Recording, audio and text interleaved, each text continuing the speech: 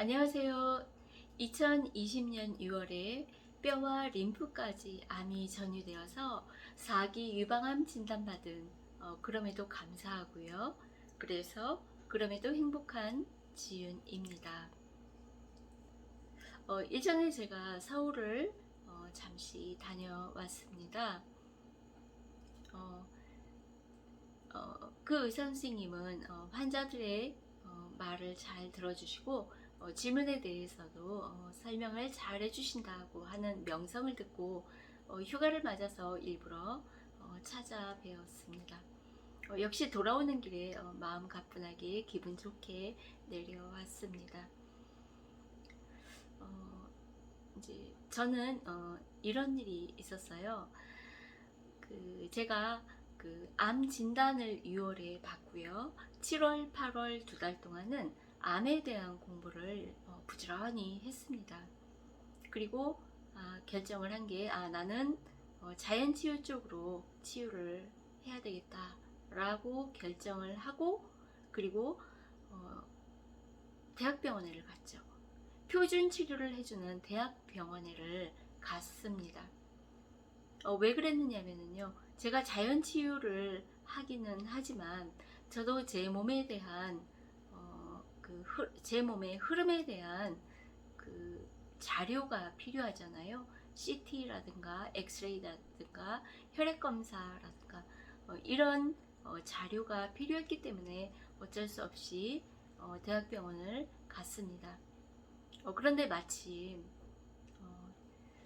저에게 항암을 먼저 하자고 하시는데, 그 항암약이 주사약이 아니고요, 먹는 항암약이었습니다. 그래서 그 먹는 항암약 임넨스와 페마라를 처방을 받고 약을 타서 집에 갖고 와서는 단 한 번도 지금까지 먹지를 않았습니다.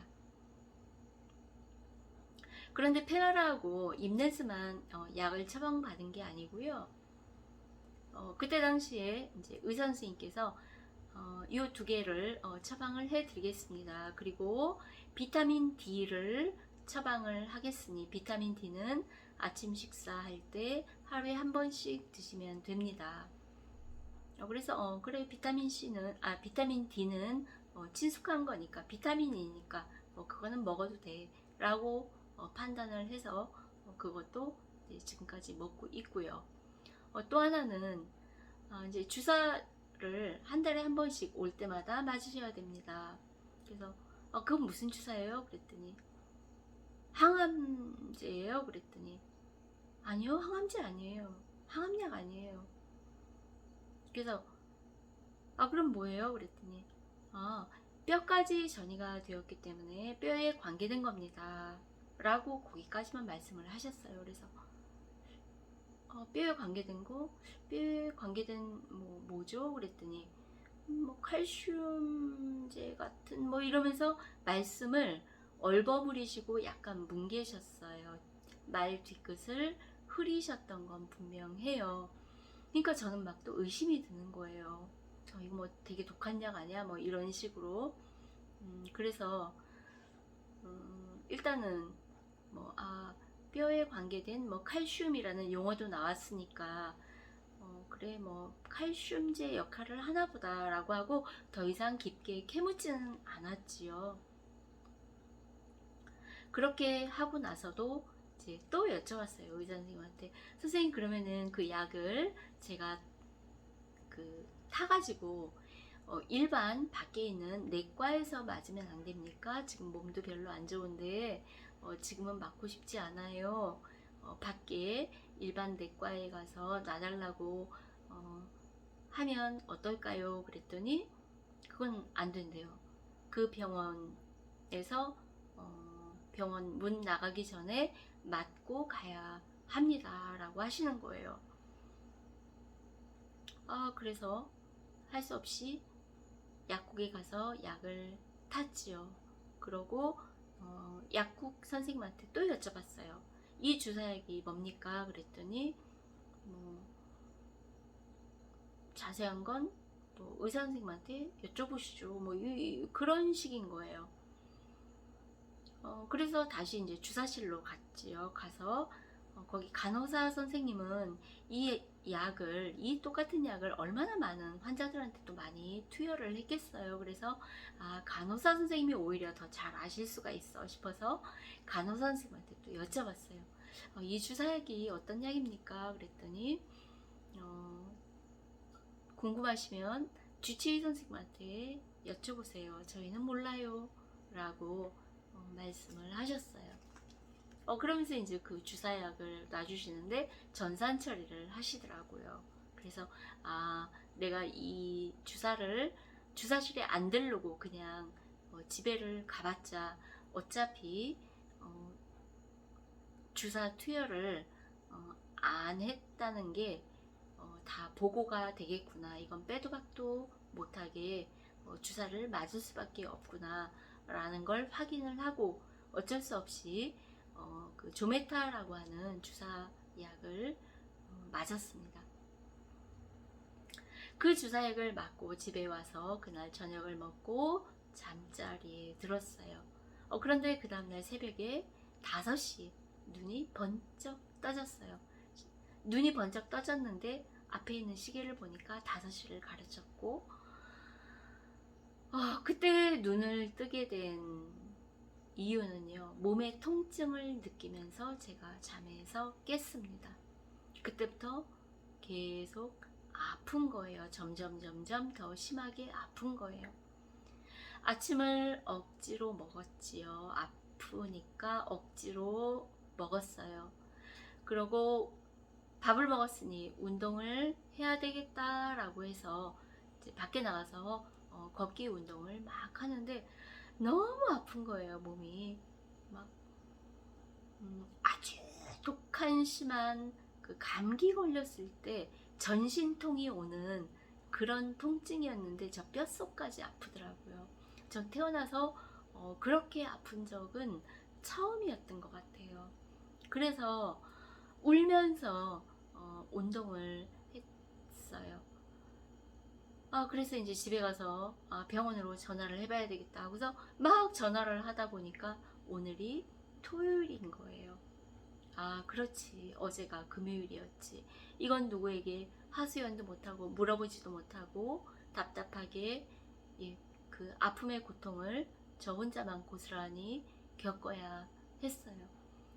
그렇게 했는데 계속 낮이 되어도 아픈 게 가라앉는 게 아니고 그 강도가 이제 한 10시쯤 됐을 때부터는 똑같이 계속 아픈 거예요. 그러다가 점심 지나고 저녁, 그러니까 오후까지도 되게 아파가지고 막 슬프기도 하고 아프기도 하고 막 그게 막 교차가 되면서 그렇게 이제 눈물로 그 하루를 지냈고요.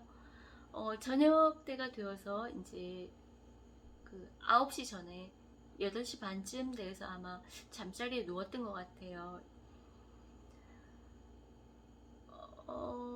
그렇게 했는데 계속 자면서도 수시로 깨는 거예요. 30분마다 한 번씩, 20분마다 한 번씩. 아파서 눈 떠보면 20분 지나 있고, 아파서 눈 떠보면 30분 지나 있고, 그러는 사이에 온갖 생각이 다 들죠. 항암약이 아니라고 했는데, 그럼 항암약이라고 하는 건 이렇게 아픈 건가? 이 약 말고도 보통 일반 암 환자들이 복용한다라고 하는 그 항암약이 이런 식으로 아픈가 보다. 뭐 이런저런 별 생각 다 드는 거죠. 그렇게 하고서 그 다음날 새벽 5시가 딱 됐는데 눈이 떠졌어요. 물론 4시 반까지 제가 눈이 떠져서 약간의 몸에 통증을 느꼈던 게 기억이 나고요. 그 다음에 5시에 눈이 딱 떠졌을 때에는 몸이 거의 아프질 않았어요. 그리고 5시 반쯤 되니까 몸이 하나도 안 아픈 거예요. 결국은 24시간 몸에서 어떤 작용을 하면서 이 주사액이 들어가서 어떤 작용을 하면서 통증을 일으켰던 거지요. 그렇게 하고 이제 그 다음 달에 의사 선생님을 만나 뵙잖아요. 그때 제가 다짜고짜 따지듯이 여쭤봤어요. 선생님, 그때 주사약 그거 도대체 뭡니까? 너무너무 아팠다. 그랬더니 의사 선생님이 좀 황당한 그런 표정을 지으셨어요. 그러면서 하시는 말씀이 되게 예민하신가 봐요. 딱 그 한마디였어요. 저는 위로해 줄 줄 알았어요. 그런데 예민하다는 거예요. 그래서 저는 더 화가 났어요. 지금 제가 몸이 아파서 통증을 하루 왼종일 24시간 느끼고 지금 말씀을 드리는 거 아닙니까? 이건 예민한 거하고는 문제가 다른 거 아닙니까? 라고 말씀을 드렸어요. 그랬더니 의사 선생님 말씀이 그러면 이번에는 마약성 진통제를 같이 처방해 드릴게요. 딱 그 답 한마디였어요. 그러면서 바로 뒤이어서 하시는 말씀이 다른 분들은 그냥 다 맞으시던데, 아무 말 없이 맞으시던데. 근데 이게 답변의 전부였어요. 그런데 이제 그 마지막 말씀을 들으니까 의사 선생님 입장에서는 나 같은 환자는 또 처음이었나 보다. 대부분 99는 다 잘 맞는데 100명 중에 1명꼴로 내가 지금 이렇게 유난스럽게 아팠는가 보다라는 생각이 드니까 의사 선생님의 그런 황당한 표정이라든가 그런 반응에 대해서 약간은 이해가 되었지만 어쨌건 속상하고 화가 났었지요. 항암약이 아니라고 했는데 그렇게 아플 수가 있나? 칼슘에 관계된, 뼈에 관계된 뼈에 더 이상 전이 되지 말라고 어떤 예방 차원에서 놔준다고 하는 그런 주사약이었는데 어떻게 이렇게 아플 수가 있지? 그런 생각이 들었지요. 그래고 이제 그때 두 번째 그 주사약을 타러 갔을 때는 약사님께 이 약에 대한 설명서를 같이 달라고 했어요. 그랬더니 이제 그 설명서에 읽어보니까 두통, 발열, 근육통 이런 게 나타날 수가 있다라고 써 있더라고요. 그런데 의사 선생님이 그거를 하여간 저에게 설명을 안 해주신 거죠. 그리고 의사 선생님이 그때 그랬어요. 몸으로 나타나는 그런 거는 없을 거예요. 라고 분명히 말씀을 하셨기 때문에 저는 액면 그 말씀을 그대로 믿었다가 된통 당하고 네, 그렇게 됐던 거죠. 자, 이 부분에 대해서 그래서 이제 서울의 그 의사 선생님께 여쭤봤어요. 선생님, 이 조메타라고 하는 그 주사를 했는데요. 이게 도대체 뭡니까? 어떤 약입니까? 그랬더니 그 서울 선생님은 뭐라고 말씀하셨냐면요. 일종의 항암제죠. 라고 말씀을 하시는 거예요. 그래서 저는 이제 거기서 또 좀 황당했어요. 그래서 또 말씀드렸죠. 저희 선생님은 항암약이 아니라고 그랬다. 제가 분명히 여쭤봤다. 항암제입니까? 항암약입니까? 라고 했더니 아니요, 항암약 아닙니다. 라고 분명히 말씀을 하셨다. 그랬더니 아니래요. 그게 일종의 항암제 역할을 하는 거죠. 항암이죠. 라고 반복해서 서울 선생님은 말씀을 하시는 거예요. 그래서 똑같은 약 하나를 가지고도 의사 선생님들마다 이렇게 사실은 이제 저에게 표현을 그렇게 각기 달리 하셨다는 얘기는 그 약에 대한 해석을 달리 하고 그 약을 바라보는 이 관점, 바라보는 그 시각이 또 다른 거 아니겠는가? 라는 어떤 그런 거를 좀 깨닫게 되었는데요. 이런 순간이 오면 우리 환자들은 되게 당황스럽잖아요, 사실. 예. 이거 뭐야?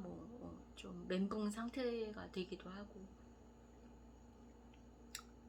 네. 하여간 그런 일이 있었습니다.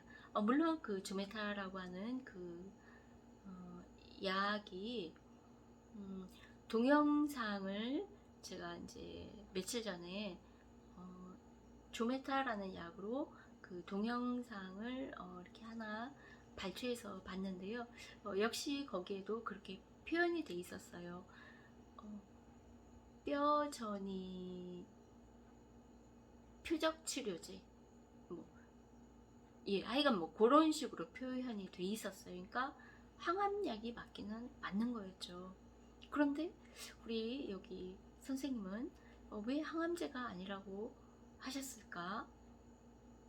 좀 의문이 들기는 들어요. 그런데 이제 저로서는 그래도 저희 선생님에 대해서 이 선생님이 환자의 어떤 그 심적인 부담을 최소화 시켜주려는 어떤 배려의 마음에서 항암이라는 용어를 사용을 안 하시려고 일부러 용어 선택을 그렇게 하셨나, 이제 거기까지 제가 이제 생각을 하고 가급적 좋게 생각을 지금 하려고 하기는 하죠. 예, 아마도 후자였을 겁니다. 네, 제가 좀 항암을 안 하고 싶어 하는 어떤 그런 눈치를 채셨을 수도 있어요. 왜냐면 제가 처음부터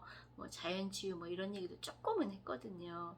근데 대번 그 좀 날카롭게 반응을 하셔서 더 이상 길게 자연치유에 대해서 말씀을 안 드렸어요. 그런데 이제 그런 환자에 대한 기억이 있기 때문에 그 의사 선생님 입장에서는 이제 항암 뭐 약이다라는 어떤 그런 표현을 가급적 이 환자한테 안 함으로써 좀 그 두려워하는 마음, 그런 거를 좀 불식시켜 주시려는 어떤 배려의 차원에서 뭐 그렇게 하셨는지 거기까지는 알 수 없으나 아마도 그런 차원에서 그렇게 하셨을지도 모른다라고 이제 저는 이해를 하려고 해요.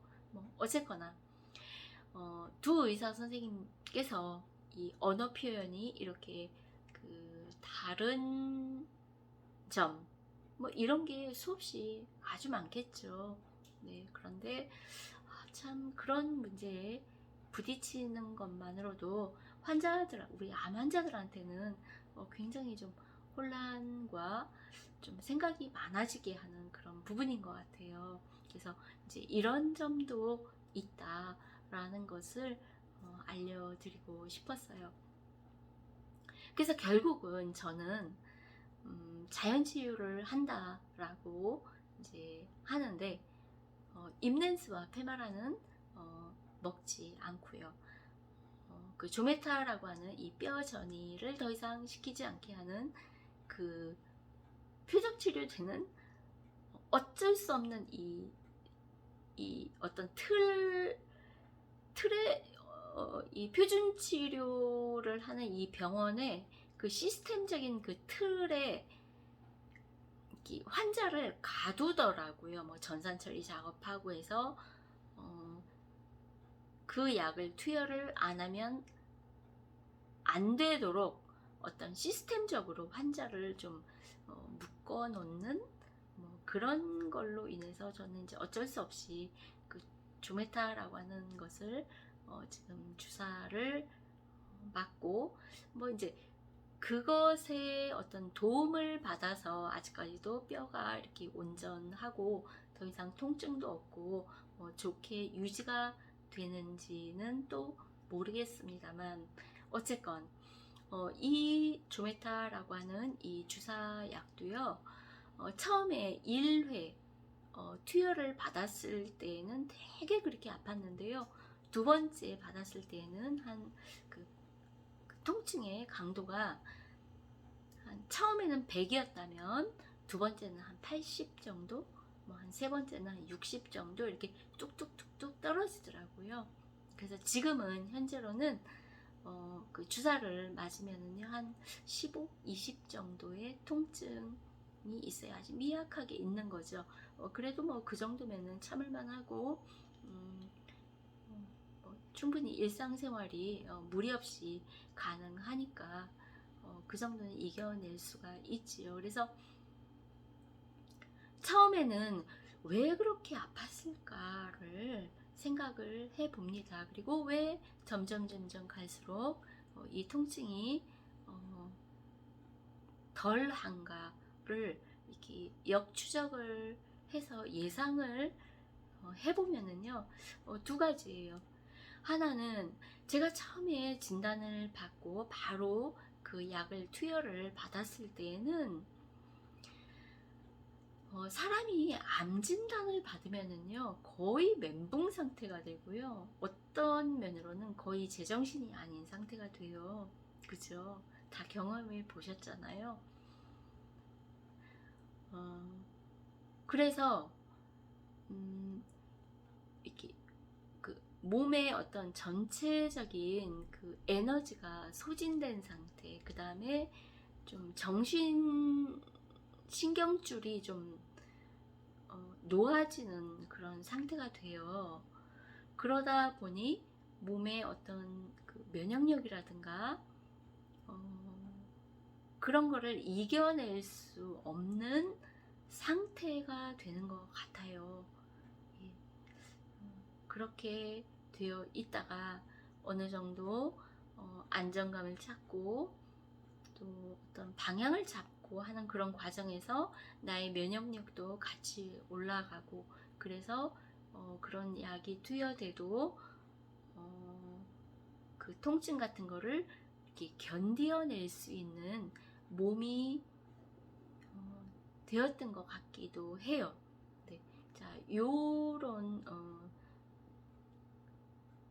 요런 이제 답이 하나 있고요. 또 하나는 제 뼈 자체가, 이게 이제 뼈에 관계된 약이니까 뼈 자체가 거의 뼈 자체에 그 갖고 있는 그 힘이 제로였을지도 모른다는 거죠. 그런데 이 약이 그러니까 이렇게 뼈는 구멍이 이제 우리가 상상을 하는 거예요. 그림으로 한번 이해해 보세요. 뼈에 구멍이 숭숭숭숭 뚫려 있는데 그 약이 투여됨으로써 이 뼈의 구멍을 점점 채워나가는 거죠. 처음에는 10만큼 채우고 그 다음 달은 20만큼 채우고 30, 40, 50 이렇게 채워나가다 보니까 점점 뼈에도 힘이 생기고 또 내 몸에도 전체적인 몸의 에너지도 채워지고 몸 상태도 좋아지고, 결국은 이제 그 약으로 인해서 내 몸이 점점 좋아질 수도 있는 경우, 그 두 가지가 동시에 또 작용이 되었을 수도 있는 거죠. 그러니까 이 약의 도움을 받아서 몸이 점점 좋아질 수도 있는 거고, 또 하나는 처음에 진단받았을 때는 사람이 완전히 추락을 해요. 이 몸 상태, 정신 상태 같은 것들이 급격하게 추락이 된단 말이죠. 그러다가 조금씩 안정을 찾아가면서 내 몸 자체가 좋아지는 그 과정 속에서 이 약이 저에게 충격을 가해도 그거를 이겨낼 수 있는 힘이, 그러니까 이 약하고는 상관없이 이겨낼 수 있는 힘이 생겼든가, 네, 아니면 둘 다 동시에 작용을 했던가, 네, 저는 그렇게 지금 추정을 하는데요. 어쨌거나 이유가 어찌됐던 간에, 네, 저는 더 이상 뼈가 더 나빠지지도 않고, 물론 뼈에 있는 암이 없어지면 더 할 나위 없이 좋겠지만, 어쨌건 뼈 전이가 되면은 이 뼈 통증이 굉장히 심하다고들 한다고 해요. 예. 그런데 어쨌건 뼈 통증이 지금 아직 일어나지 않은 것만으로도 저는 아주 감사히 생각합니다. 네. 그래서 이제 4기 암 환자분들이 이 영상을 보신다면 이런 일도 있습니다. 라고 해서 혹시 참고가 되실까 싶어서 이런 에피소드를 예, 나눠 드립니다. 네, 참고하시고요.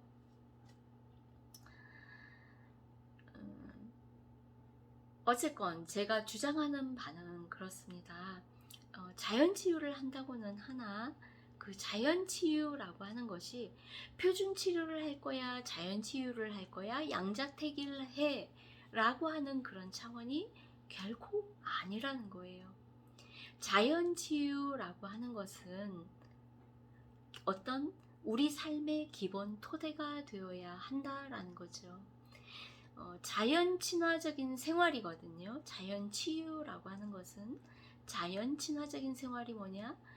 잘 자고 휴식을 잘 취하고 그 다음에 먹을 거 잘 챙겨 먹고 또 먹는 것도 올바른 바른 먹거리로 바른 먹는 방식을 선택해서 먹는 것.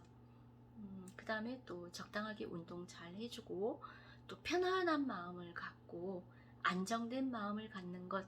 예, 이것이 이 대자연이 이 자연을 대자연이라고 하고 그 속에 있는 우리 사람을 소자연이라고 표현을 하잖아요. 이 대자연이 우리 소자연에게 원하는 그런 생활 방식이 뭐다? 자연 친화적 생활 방식이다. 우리가 그동안은 너무 사느라고 여념이 없어서 너무 열심히 살다 보니 또 너무 긴장된 삶을 살다 보니 생활에 충실하다 보니 사실은 자연에서 좀 멀어진 생활을 한 건 사실이에요. 네. 잠을 제대로 안 자고 밥도 제대로 안 먹고 영양 섭취 제대로 안 하고 좀 스트레스 팍팍 받아가면서 받은 스트레스를 그때그때 풀어주지도 않고 하는 그런 모든 것들이 사실은 자연이 우리에게 궁극적으로 원하는 그런 모습은 아니다라는 거죠. 네, 그래서 자연 친화적인 생활에서 멀어진 그래서 암에 걸렸으니 다시 지금이라도 자연 친화적인 생활로 돌아가서 그 근본적인 그 생활 방식 그 토대를 건강하게 한 상태에서 표준 치료를 하든 수술을 하든 항암을 하든 뭐를 하든 해야만 그 효과를 100%에 가깝게 효과를 또한 볼 수가 있다라는 것이 제가 주장을 하는 바입니다. 네, 여러분들 제 진심과 뜻이 제대로 전달이 되었는지 모르겠습니다. 네, 그래서 오늘 결국 끝 마무리는 항상 똑같습니다. 자연으로부터 멀어진 그래서 암이 생겼으니 다시 지금 이 순간이라도 되돌려서 자연 친화적인 생활을 하자라고 하는 것이 저의 뜻입니다. 네. 자, 이해되셨죠? 네, 조금이라도 유익하고 공감이 되셨다면 구독과 좋아요를 눌러주세요. 그러면 저도 또 그 힘을 받아서 또 다른 영상 자료를 더 열심히 힘차게 준비할 수 있을 것 같습니다. 끝까지 들어주셔서 감사합니다.